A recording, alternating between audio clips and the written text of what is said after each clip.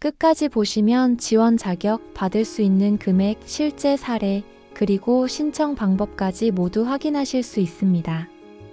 안녕하세요. 어른백서입니다. 혹시 갑작스러운 실직이나 질병 또는 화재 같은 일을 겪어 당장 생활비가 막막해졌던 적 있으신가요? 이런 예기치 못한 상황은 누구에게나 찾아올 수 있는데요. 오늘은 이런 위기 상황에서 정부가 최소한의 생활을 유지할 수 있도록 지원하는 긴급생계지원금 제도에 대해 알아보겠습니다. 끝까지 보시면 지원 자격, 받을 수 있는 금액, 실제 사례, 그리고 신청 방법까지 모두 확인하실 수 있습니다. 긴급생계지원금은 정부가 운영하는 긴급복지제도의 하나로 갑작스러운 위기 상황 때문에 소득이 줄거나 끊겨서 생계 유지가 어려운 가구에 일정 기간 생활비와 주거비, 의료비 등을 지원하는 제도입니다.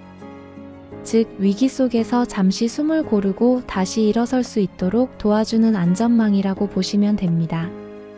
그렇다면 실제 지원 금액은 얼마나 될까요?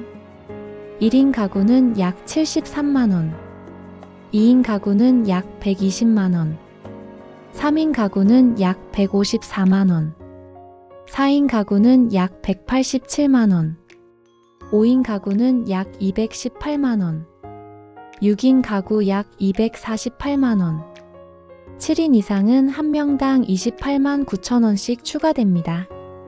지원 기간은 기본 3개월이며 필요시 최대 6개월까지 연장 가능합니다. 의료비는 최대 300만원까지 지원되고 필요하면 추가로 300만원을 더 받아 최대 600만원까지 가능합니다. 주거비, 교육비, 연료비, 장례비 같은 항목도 상황에 맞게 지원됩니다. 그렇다면 누가 받을 수 있을까요?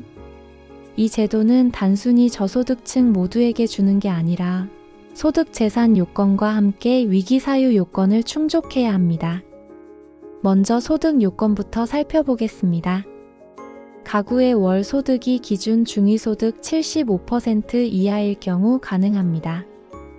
예를 들어 1인 가구는 약 179만원, 2인 가구는 294만원, 3인 가구는 376만원, 4인 가구는 457만원, 5인 가구는 533만원, 6인 가구는 605만원 이하일 때 신청할 수 있습니다. 둘째, 재산 요건입니다. 대도시는 1억 3천만원, 중소도시는 8,500만원, 농어촌은 7,500만원 이하여야 합니다. 다만 전세보증금에서 대출 잔액을 빼고 계산하고 생필품에 해당하는 자동차 등은 제외하기 때문에 생각보다 문턱이 높지 않을 수 있습니다. 셋째, 위기사유입니다. 주소득자의 사망, 중대한 질병이나 부상, 가정폭력, 아동학대, 화재나 홍수 같은 재해, 실직이나 휴폐업, 강제퇴거 같은 사유가 있을 때 지원이 가능합니다. 그렇다면 실제로 어떤 분들이 도움을 받았을까요? 실제 사례를 들어보겠습니다. 한 가장은 갑작스러운 구조조정으로 실직을 당했습니다.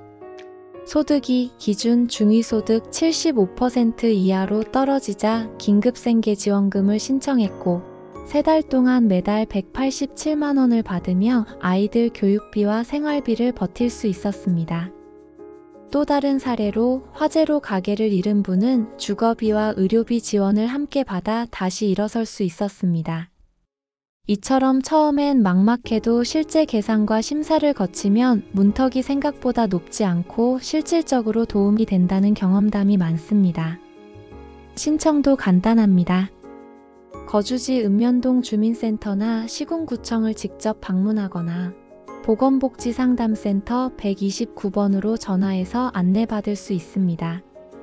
제출해야 할 서류에는 기본적으로 신분증과 금융정보 제공 동의서, 가족관계 증명서, 건강보험 자격확인서가 있습니다. 여기에 더해 소득과 재산을 확인할 수 있는 증빙자료, 그리고 앞서 말씀드린 실직확인서나 화재증명서, 진단서 같은 위기사유 증빙서류가 필요합니다. 즉, 본인의 신분과 가구 상황, 소득 재산 현황, 그리고 위기 사유를 확인할 수 있는 서류가 모두 준비되어야 합니다. 하지만 중요한 건 서류가 부족해도 우선 신청이 가능하다는 점입니다. 실제로 화재 피해를 입은 가구는 증명서를 나중에 제출했어도 먼저 지원을 받을 수 있었습니다. 신청이 접수되면 담당 공무원이 현장 확인을 하고 심사가 끝나면 빠르면 당일, 보통은 일주일 안에 지급됩니다. 다른 복지보다 훨씬 신속하게 처리된다는 게 큰 장점입니다. 지원은 기본 3개월이고 위기 상황이 계속되면 최대 6개월까지 연장할 수 있습니다. 연장을 위해서는 아직 상황이 나아지지 않았다는 걸 증빙해야 하는데요. 예를 들어 구직활동 확인서, 병원 치료 기록 같은 자료를 제출하면 됩니다. 연장 신청은 기존 지원 종료 2주 전부터 가능하니 시기를 놓치지 않는 게 중요합니다. 여기서 몇 가지 알아두면 좋은 팁도 있습니다. 우선 소득은 최근 3개월 평균으로 계산되는데요. 만약 달마다 차이가 크다면 가장 낮은 달을 기준으로 산정해 달라고 요청할 수 있습니다. 재산은 시세가 아니라 공시가격 기준으로 평가합니다. 그래서 실제 시장가보다 낮게 잡히는 경우가 많아 생각보다 문턱이 낮을 수 있습니다. 또 위기 사유는 단순히 힘들다라고 쓰기보다는 구체적으로 기재해야 심사가 훨씬 빨라집니다. 마지막으로 일부 지자체는 현금 대신 지역화폐나 선불카드로 지급하기도 해서 더 빠르게 지원금을 받을 수 있다는 점도 기억해 두시면 좋습니다. 신청 시 주의할 점도 있습니다. 반드시 위기 사유를 명확하게 제시해야 합니다. 소득 재산 기준을 초과하면 탈락할 수 있습니다. 지원금은 압류가 금지되지만 반드시 본인 명의 계좌로만 지급됩니다. 여기서 많이들 궁금해하시는 부분이 있는데요. 소득이 조금 있는데도 신청할 수 있나요? 네, 기준 중위소득 75% 이하라면 가능합니다. 재산이 1억 5천만 원인데 받을 수 있나요? 대도시 기준 1억 3천만 원을 초과하면 감액되거나 제한됩니다. 서류를 다 못 챙겼는데 신청할 수 있나요? 네, 가능합니다. 우선 신청 후 나중에 보완하면 됩니다. 지원금은 언제 받을 수 있나요? 보통 신청 후 3일에서 7일 안에 지급되며 빠르면 당일 입금되기도 합니다. 다른 복지와 함께 받을 수 있나요?